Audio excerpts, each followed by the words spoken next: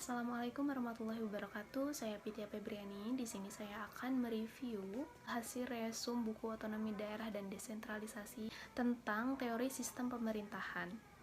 Sistem pemerintahan menurut Kusnardi dan Harmail Ibrahim dapat dibagi sesuai pembagian kekuasaannya ke dalam garis yang bersifat horizontal dan vertikal. Secara horizontal, bagian organisasi negara dapat dibagi ke dalam fungsi-fungsinya yang didasarkan pada pekerjaan dan tugasnya.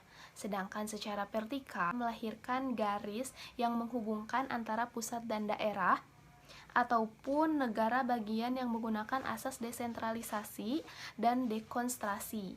Pemerintahan dalam sistem parlementer sangat tergantung pada kekuasaan legislatif. Bukan saja legitimasinya, bahkan kebijakan publik yang diambil sangat tergantung kepada lembaga legislatif. Mandat kekuasaan eksekutif berasal dari parlemen dan secara politik juga dipertanggungjawabkan kepada lembaga tersebut.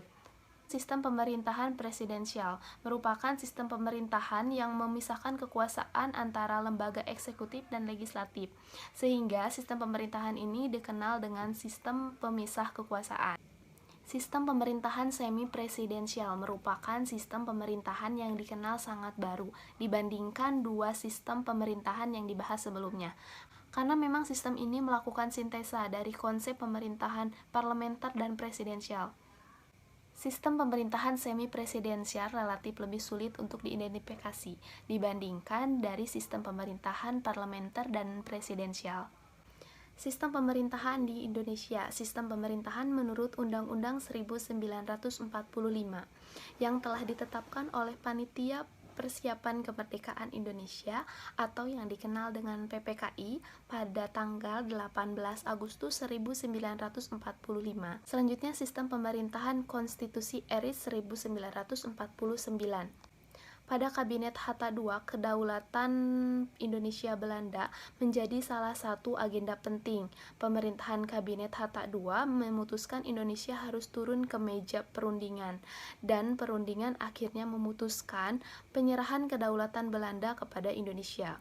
Pada pertengahan tahun 1950, Indonesia kembali menjadi negara kesatuan setelah meninggalkan bentuk federasi. Anggota DPR dan senatris mengusulkan perubahan konstitusi guna mendukung perubahan bentuk negara tersebut. Kemudian pada sidang DPR dan Senat RIS 14 Agustus 1950, Undang-Undang Sementara atau UUDS diterima dan disahkan sebagai konstitusi pertama Negara Kesatuan Republik Indonesia pada tanggal 12 Agustus 1950.